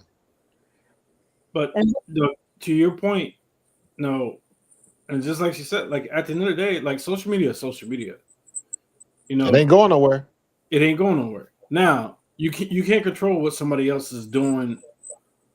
Like you can't control what I'm doing over here, and I can't control what you're doing over there. And that's the thing. Why do they think they can do that? The only thing you can do is log me about it. No, click, boot me up out of here, and that's it, and block me. All Dude, right. do you ever see Relate? I don't know how old you are. I don't know if you ever saw War Games. Yeah, The only winning move is not to play. that's it. Because You you know, can't win that battle. You cannot tell me what I can or cannot say if I'm not in that arena. And even if I am in that arena, now you seeing every time somebody boos a player, they want to get him kicked out. And I'm like, if a fan crosses the line and says something disrespectful, says something about your family, or if it's just disrespectful, you know what disrespectful means. But if a fan yells out, "You suck," while you're shooting a free throw, that is not a reason to kick a fan out of the arena. no. I'm sorry. And at the end of the day, I think I kind of agree with what she's saying because at some point in time, when did we really become a professional league? Instead of bickering about stuff that other leagues deal with that you don't hear them complaining about. Well, my thing is, when did, or better yet, why do a lot of the players in the W think they are exempt? Why do you think when you become mainstream and you become popular, why do you think you're exempt from the dark side of it? It's always been there, and ain't nobody had a problem. I've yet to hear a WNBA player talk about all the death threats that LeBron got. They don't care about all of that, but it happens every day. How many death threats or Steph Curry got, or Klay Thompson got? Like, don't act like it didn't exist. It only exists when it happens to you, because that's not fair, and that's not the way it goes. Everybody's dealt with this. I'm in Philadelphia. I'm in South Jersey, Philadelphia area, right? I can go all the way back to 1993 when the Phillies were in the World Series and they lost. And our pitcher, Mitch Williams, the Wild Thing, gave up a home run to, what's his name, Joe Smith, I think his name was, for the Blue Jays. And they were throwing eggs at the dude's house for weeks. He had to move out of his house. He had to get his family out the house. People pulling up to the front door, death threats, all that type of stuff, because the man gave up a home run in the World Series, and the other team did what they got paid to do. What about the fan that interfered with the catch for the Cubs? What was his name? Bartman? Yeah. Yeah. Like, that's part of sports. That's part of all sports. That's part of sports. Here's a good example of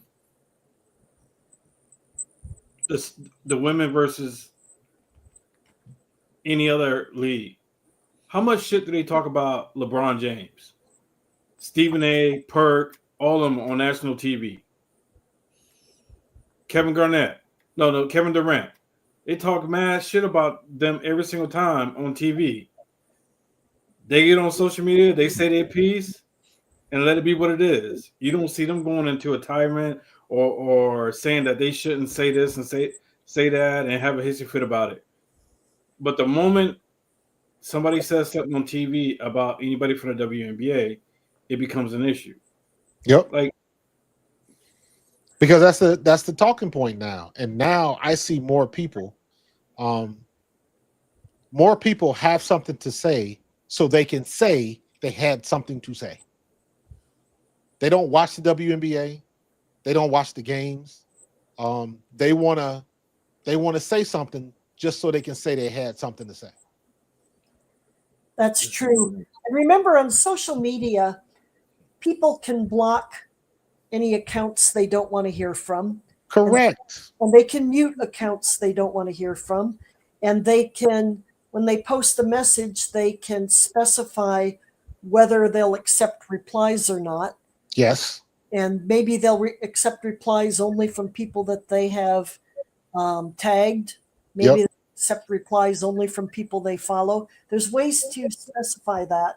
And that's how you protect yourself from the vile stuff. And what Caitlyn Clark does is she has somebody else curate the social media for her so that she doesn't see all the shit. Somebody else does the blocking and the muting for her. Right. when she does. Stephanie White said this last year. Stephanie, when our favorite person, Alyssa Thomas, she was preaching about the fans last year, and Stephanie White, her coach at the time, said, "Listen, just ignore it. Don't get on social media." But apparently, I mean, at the end of the day, in this era, social media is about as addictive as cigarettes and coffee. Like, people can't turn it off. It's true. And the players are also trying to build their brand out Exactly. off the court so that if they have a career-ending injury or something, Yeah, you got the money aspect of it, but still there is a level of decorum that just doesn't exist anymore. You don't have to post everything. I'm talking to you, Dejanay and Melissa. You don't have to post everything. And I think it's an addiction. I think it's a bid for attention. Thank you. You're addicted to the spotlight.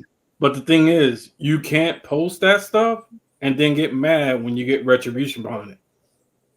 You got to take the good with the bad. You knew good and damn well you shouldn't have put that shit on Twitter or TikTok or whatever it was. Dejanay, you know good and damn well you should have been in the bed at that time. You got a rookie telling you to get out the damn pool. Stop playing with me. At least I was, you know, again, man, I'm from a different era, bro. I was born in the 70s, man. Hose water and freeze tag. And when I played in the 90s, I had to deal with guys like Randall Cunningham, Seth Joyner, Herschel Walker, Eric Allen, Byron Evans, Clyde Simmons. Those dudes, like, they didn't play.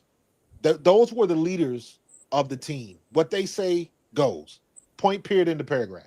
If you didn't agree with it, you was going to get promoted to fan real quick. And how you going to have a rookie telling veterans what they should be doing the night before a game? That makes no sense. Oh, I know. No sense. And that, to me, that set the tone. And you can, poor Paige, you can see it on Paige's face when she be on the bench sometime. She like, especially when you coming from somebody like Gino Auriemma and the things that he expects from his players, and you go to that bullshit down in Dallas. Yeah. She down in Dallas suffering because she don't know what to do because she ain't never been in no nonsense like this. They saying CC should be asked for a trade. Nah, Paige need to be asking for a trade. I don't understand why people. I don't understand why so many people dislike Stephanie White. I don't get that. My perspective is different when I watch these games because a lot of people all automatically, if Caitlyn Clark was playing and they lose, then it's Stephanie White's fault. She don't know what he's doing. And I'm like, that Stephanie White ain't took a jump shot, ain't shot a free throw, ain't set a pick, ain't made a pass. I agree with you 100%. Man. Stephanie White, she tells them what to do. It's up to the players to execute. That's it. Nobody had a problem with Stephanie White when they beat New York and Caitlyn Clark dropped 32 on them. You didn't have a problem with Stephanie White then? So stop playing. The people on the court are the ones that make it happen.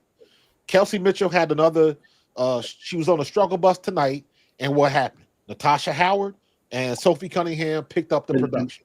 That's all it is. And they covered her. And then if you want to look at last year, when Caitlyn Clark was still trying to get her legs about her, Kelsey Mitchell saved a bacon plenty of times last year. She did. So, you know, that's the way it's supposed to go. So I don't automatically put it on the coaches or something like that. The players on the floor are the ones that control what they got to do. Now, the coach does need to make sure the team understands how to set screens and has plays that involve setting screens. But that all goes back to executing. Yeah. They know how to set screens. Listen, Aaliyah Boston played for Dawn Staley. Aaliyah Boston know how to set a damn screen. She just don't do a very good job of it sometimes. Yeah, well, last year, Fever wasn't setting screens at all, which made me wonder if all those players knew how to do it. Or if they did screen, they half-assed it. Yeah, to your point, now half-assing it is something that you get in a habit of doing because maybe they don't practice it on time. Because I've been with coaches before that will say, hey, you guys are professionals. I expect you to know this. We don't have to practice this. You're supposed to know this. This is a prerequisite for you to even get to this level. But if you don't practice it every day, you're not sharp at it. So, Shira, there's some definite truth to that.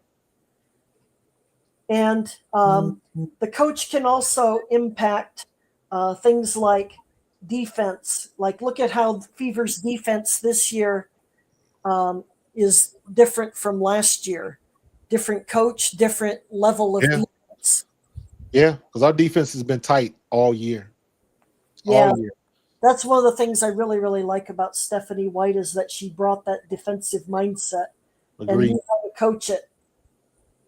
And even look at before DeWanna Bonner bailed, right? My biggest gripe with DeWanna Bonner, because it was 2 games. What game was that? It was 2 possessions in a row where she had the ball. DeWanna Bonner had the ball in her hands with about 6 to 7 seconds left on the shot clock. And both times we got shot clock violation. Yeah. And it's like that to me. You know better. You a 16-year vet and you getting caught with a shot clock violation twice? That was crazy. You know better. And DeWanna Bonner, when she was at the Fever, was a classic example of half-assing it. Absolutely. In those games was painful because she clearly wasn't trying. She clearly wasn't bringing her best.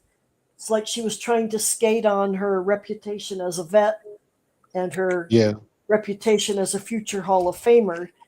But, she basically screwed the Fever by half-assing it. Big time half-assing it, because you know what? She ain't had no problem playing up to the crowd when she set her little record or whatever it was. Yep. And she just didn't think it was a fit. Well, you fit well enough to, take your flowers from that. That's why they booed your ass. Yep. And she managed to land one of the spots on the cover of Sports Illustrated that probably gone to Lexi Hull. Yep. I remember that because it was Caitlyn. It was Caitlyn, Kelsey, Aaliyah, and DeWanna. Yep. Sophie wasn't playing as well at that particular point. And she was very new to the team, and she wasn't the esteemed vet. Correct. I mean, she was a vet, but she wasn't the superstar vet that Bonner was. So, Another reason Bonner gets booed because she took a spot that otherwise could have been Sophie's. Absolutely. I mean, not Sophie's, Lexi's. Lexi's, yeah. And when she went to Phoenix, what has she done in Phoenix? I think she had one good game over 20. She had one game where I thought she scored like 18 or something like that. I could be wrong. Got it. But where Alyssa Thomas was basically feeding her the ball with nice little handoffs. Exactly.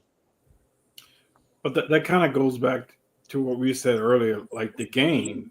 Like, you guys weren't doing nothing that was impressive that made people to want to watch the game. Right. You know what I'm saying? Like, you got all these veterans in here, and they're saying, like, this person is the godmother of the league. This person is the best person of the league. And then when you watch them, you're like, yo, like, what the hell is this? Yeah, and then because they talking to an ignorant audience. And I'm not saying, and I don't mean ignorant as like a disrespectful ignorant. I mean ignorant as do not know. Yeah. Because when all of those vets were in their prime, nobody watched. Nobody cared. That's right. That goes back to the Bill Burr joke.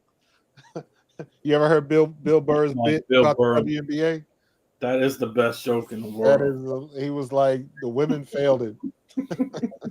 So, but there's some truth to that. Because now you see the games are packed. The games are packed, and it's more. You see more little girls than you ever saw before. So, the W360 YouTube channel recently featured an episode where CJ, the host, showed a clip of an old WNBA game from maybe 5 years ago or pre-COVID. And oh my goodness, it was an embarrassment. Missed Yeah. layup, air balls close to the basket, Yeah. ball hitting the edge of the backboard. And there are certain players who still do that today. I mean, DeWanna Bonner has been known to hit the edge of the backboard this season Yep. more than once.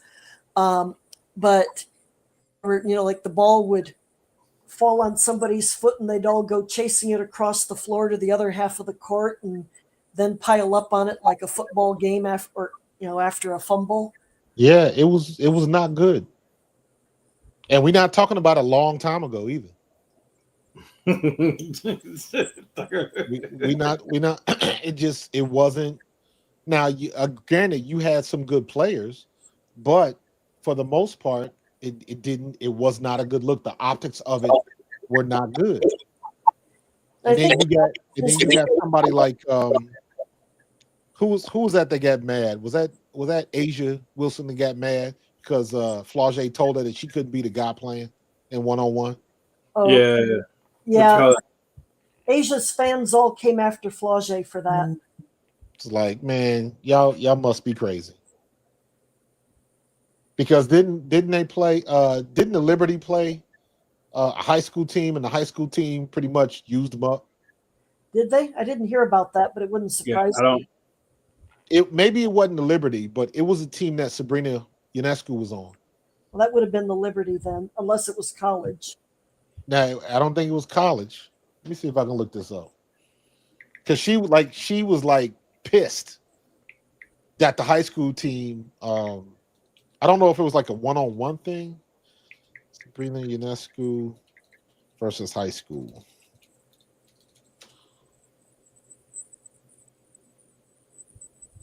And I think there's a phenomenon that's fairly common with human beings in general, is that you live down to the expectations. And Yeah. the WNBA, playing in front of empty arenas or high school gyms, without TV cameras really, or at least not big coverage, maybe local coverage, but not big coverage. The expectations were low, the fans were low, so people would say, I don't have to put my whole effort into this because nobody's watching me anyway. Right. But the culture of the WNBA that owners and coaches need to change is to get people to care. And maybe that means flushing out the old heads and bringing in the younger players who are eager to make their mark. This was at a Sabrina Ionescu basketball camp. Oh, in the Philippines. That's where it was? Where the boy was got up on her real tough. That's probably she had one this year. Oh, yeah, the elbow. Yeah. WNBA players are fighting with high school boys. She was like, I don't know how long ago this was. So that wasn't the one. There's another one of her in the Philippines. Yeah, the one in the Philippines, she was playing in an exhibition game that was organized by Nike to promote her Nike shoes.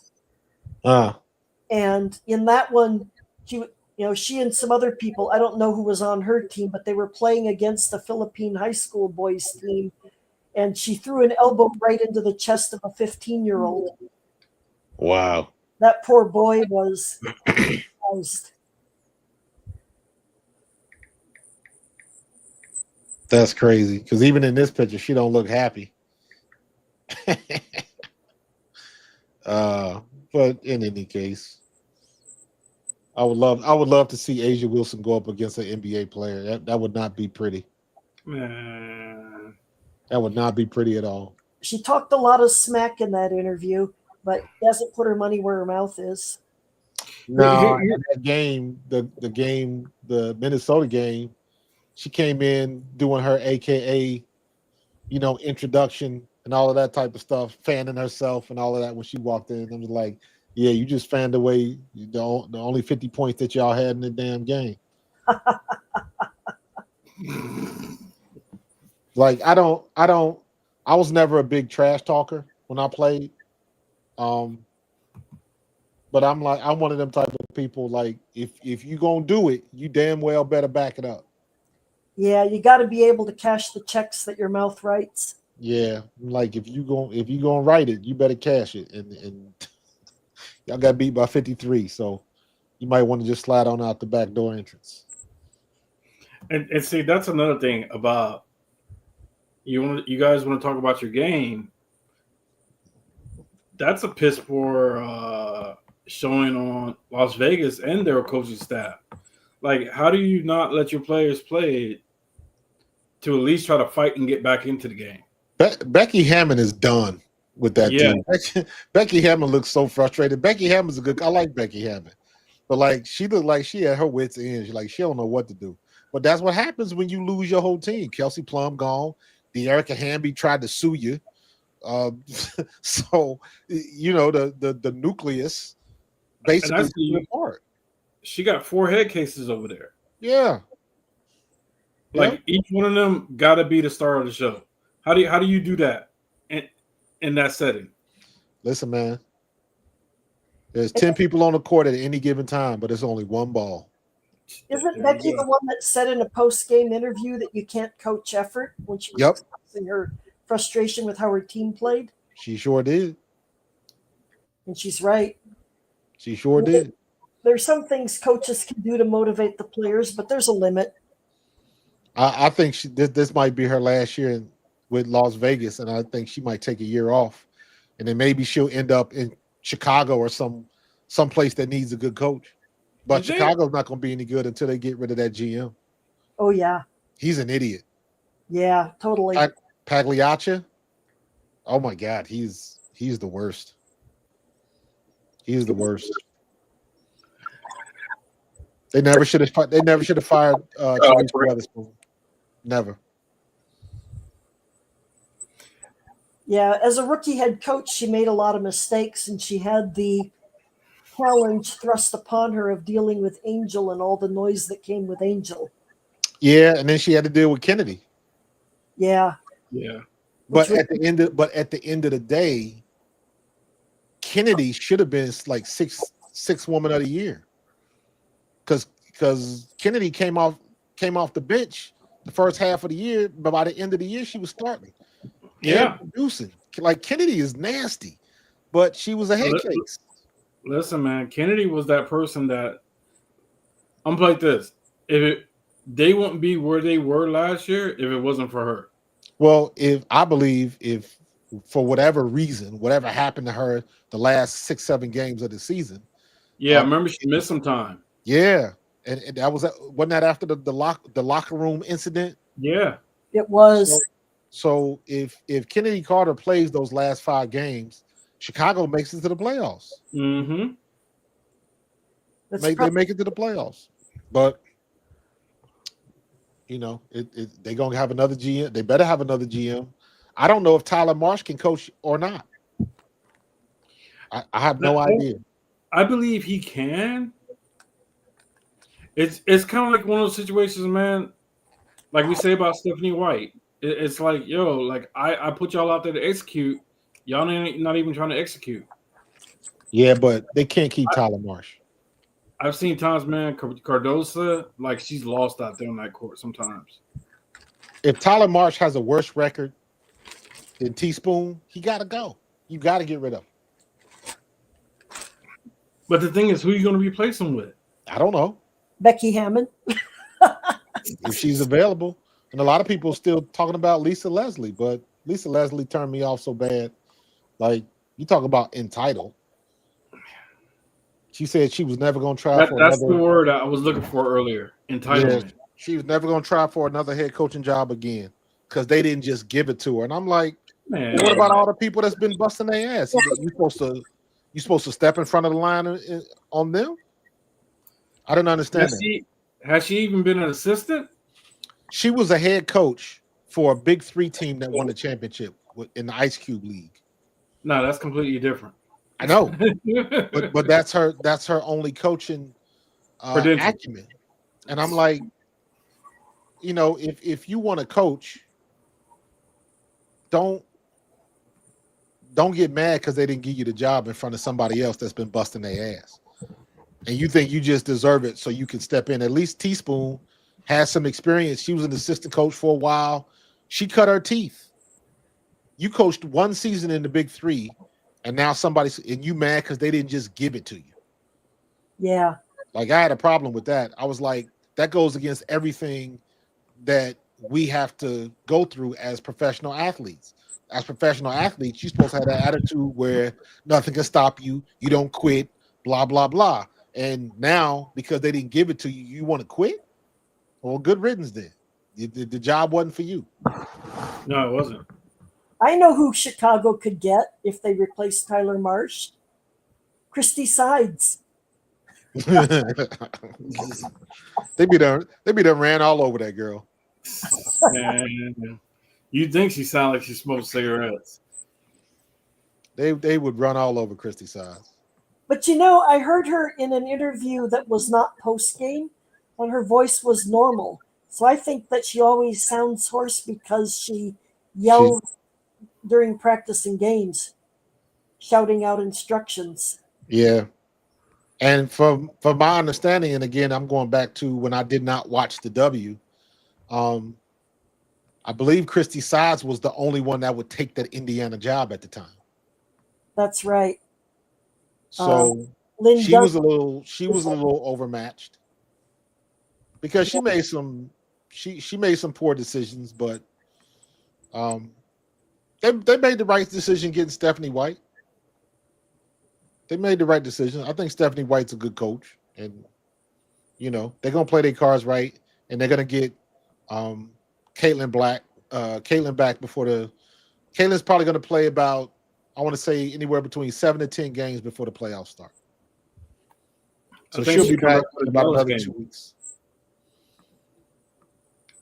I think Stephanie's big challenge is going to be to see how the offense she's been trying to create all year involving Caitlyn will actually flow once Caitlyn's healthy enough to execute on it. And, when they tried it before, Caitlyn was already injured because she actually got injured preseason. And the players didn't quite understand what Stephanie White wanted from them. Now she's had all this time without Caitlyn on the court to fine-tune how she wants that offense to look. So now the other players should all understand what's expected of them in it, and hopefully look a lot better than it did before Caitlyn's most recent injury. Yeah,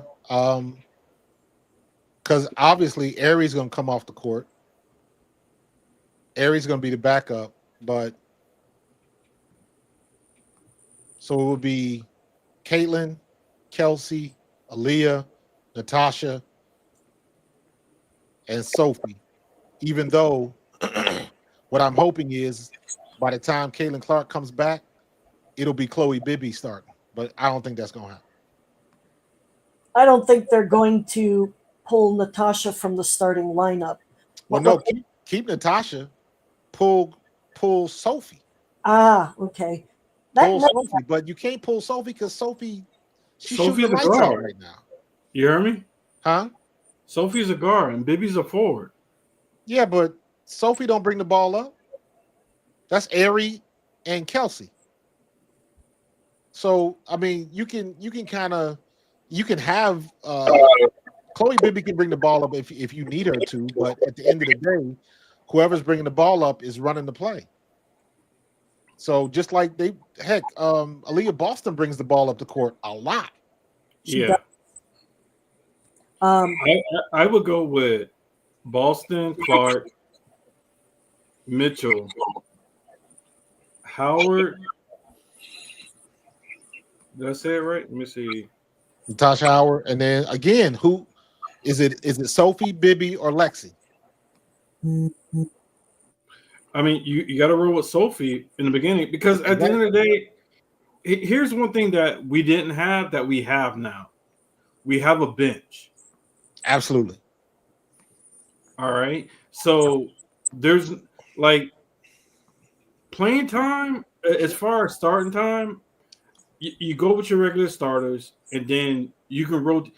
You have a sound bench that if Caitlyn needs a break, you can bring Ari in. All right. Or, if Kelsey wants a break, you can still, and Caitlyn's playing hot, you can bring Ari and Caitlyn, at the point. Everybody else can rotate as needed. Yeah. I think with Bibby, I would hesitate to use her a lot against teams who play really good defense, because in today's game we saw that she wasn't playing as well as you might wish when Seattle applied defensive pressure. Yeah, and Chloe is not the fastest person in the world, Yeah, so but I don't I necessarily like. start her with a. But if you're playing a team that's kind of not so great on defense, then she can be brought in appropriately. Right. But the thing is, too, man, like with Caitlyn, you can bring anybody in. She will get Chloe shots because she spaces the floor that much. She provides somebody with a shot. Somebody's going to be open when she's on the court. Yeah, that's a good point. So, her being a set shooter, if that's what Chloe thing is, trust me, it's going to be there for her. It's just all about knocking it down. Remember, Lexi pretty much was the league leader in three-pointers. For a minute. Yeah, after the break, because she was getting so many open shots. Yeah, she was draining them. Yeah. She was draining them, and that's the biggest. But I mean, everybody goes through this, but that's the biggest. When teams lose, to me, it's not necessarily the X's and O's. It's which team makes the most of their open shots. Yeah. So, and tonight, late the second half of that fourth quarter, we got Indiana got stupid. They couldn't hit a mirror in the bathroom. So Never heard that one before. I like that. yeah, they couldn't. They were missing layups. Aaliyah Boston, for whatever reason, sometimes she gets close to that basket, and I'm like, "What are you doing? What are you doing?" So, I mean, it is what it is. You got to take the good with the bad. True. So, I can't say why am I glazing. I ain't glazing, man. I try to keep it real, man. You know me. As much as I love CC, and listen, if CC's screwing up, I will call it out. But now, when CC does come back, I say Sydney Colston minutes diminish. well, I don't expect Sydney Colston. Sydney Colston has played well with her elevated minutes. But she gives, the only time CC should be on the bench is she should get 5 minutes off and get her butt back in the game. Period. And my biggest gripe with CC, other than, I've always said that I'm not a big fan of her body language when the calls ain't going her way. Because if I was an opposing coach and I see, her antics when she don't get her calls, man, I would like who's on my team that can D her up like JC Sheldon. I would be in her back pocket and frustrate the hell out of her because it's written all over her face. Yeah. But one of the biggest gripes I have with Caitlyn Clark is she never wants to shoot mid-range shots. This is true. And the thing is, she can shoot it. Yeah, she can shoot it. That's why Paige is having so much success. Paige be killing folks from the elbow. Yeah. I seen her when she played, what do you call it? She played the fever of the night. She was killing them. Killing them from the elbow. She had a great game. She takes what they give her. You ain't got to dribble all the way back outside the arc and take your three. If your threes ain't falling, get to the glass. Yeah. Get to the glass and work your way back. That was the rule I was taught. If you get 2 shots, if you can't make your first 2 jumpers, go to the glass, take it to the rim.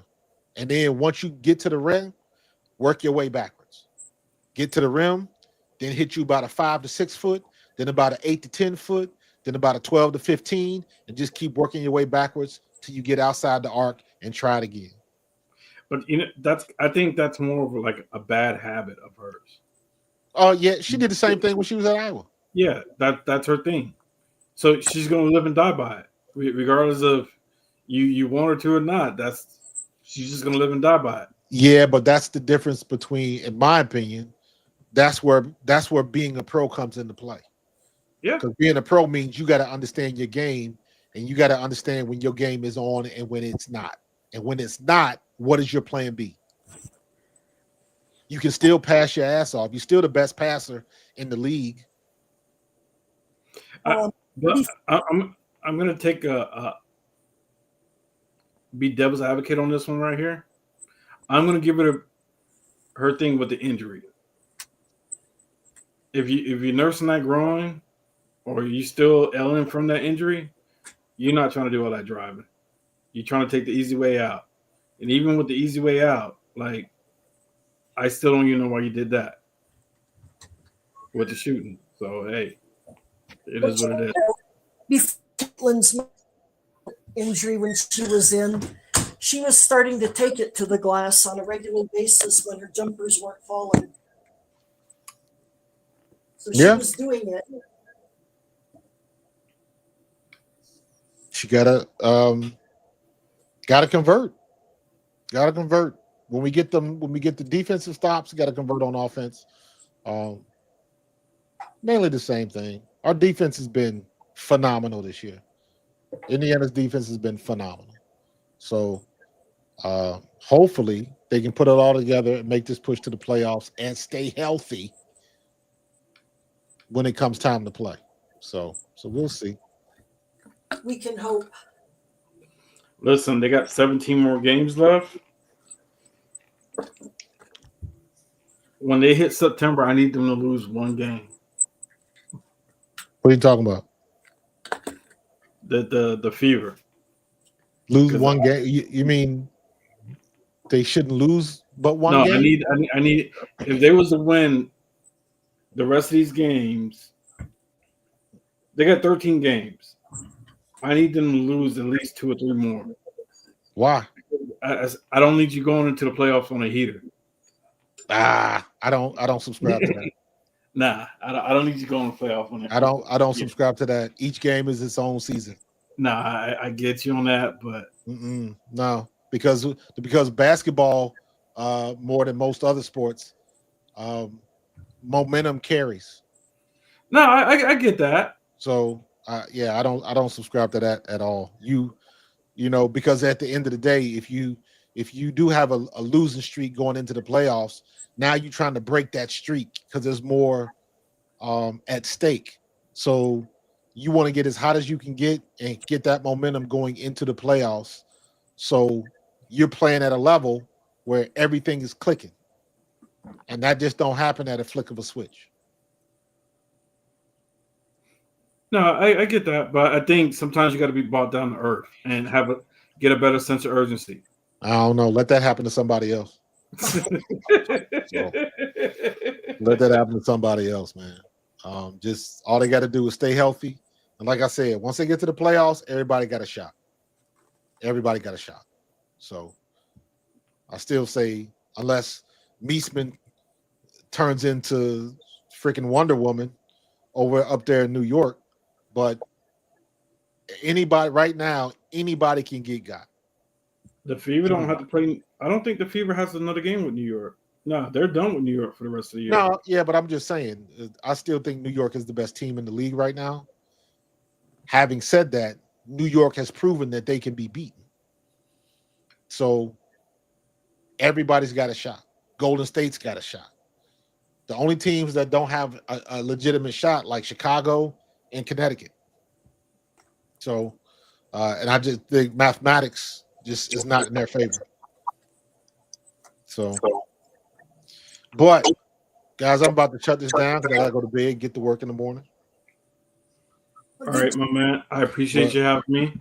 Good chat, man. I'm gonna try to do this like whenever there's a game, because sometimes I'm just not, I'm trying to build up the streaming thing, the live stream. So I'm trying to get more people to come on. So I like doing this where I don't have to do all the talking. So I try, Shira, I try to invite everybody in that. I don't know, is that a group that we're a part of in the spaces?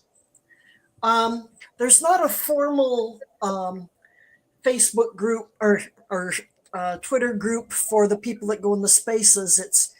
But there is something called Clark Report. No, that's not it. I'll have to find it and send you the link. There is a group you can join and post to if you like. I'll try to find the link. I'm trying to, because I don't know if it's just me, but like what's the one girl, Kayla? Yeah, Kyla. Kyla. Whenever she does her spaces now, it always tells me it's unavailable for me. Weird. And I don't understand. She's done a couple of them where she sent me a link and I can't. It just tells me it's unavailable. So I don't know if there's something going on with I might have to take Twitter off and reload it or something. I don't know. I don't know what's going on. I haven't seen Kyla open a spaces recently, but maybe I'm just not looking at the right time of day. Usually Correlation opens one immediately after the game ends, and Room often opens one. So if you're not following Correlation and Room, you might want to follow both of them.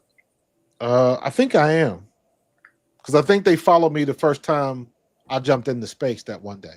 Ah, that's right. I remember you were in one of the spaces. Yeah, so I'll figure it out. But it's happened to her and to somebody else. I forget what the dude's name is. I try to jump into his space and the same thing. It just tells me it's unavailable. And it's like he just started it 5 minutes ago. So I think there's something wrong with. I got to see if I need to do an update or something. I don't know what the deal is.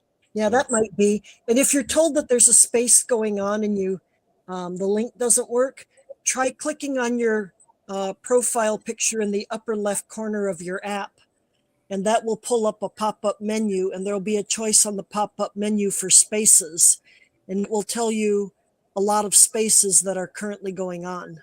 Okay. And they're on all kinds of topics like the revolution in Iran and the Palestine question, and you said where you click on the left.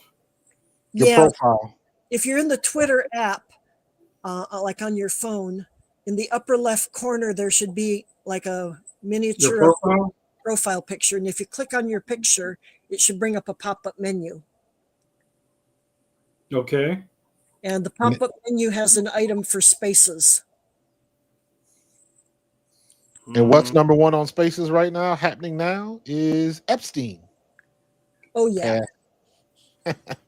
We'll pass on that. All right, man. I'm getting out of here. I'm going to bed. Well, good chatting. Thank you, my man. Y'all have a good night. Yeah, good conversation, man. We'll do this again. Invite friends. Like I'm trying to make this grow. Like I want to have like 5-6 people on the panel at the same time. So we'll keep working at it. Okay, sounds good. All right, you guys have a good night. Good night. Guys. Talk to you later.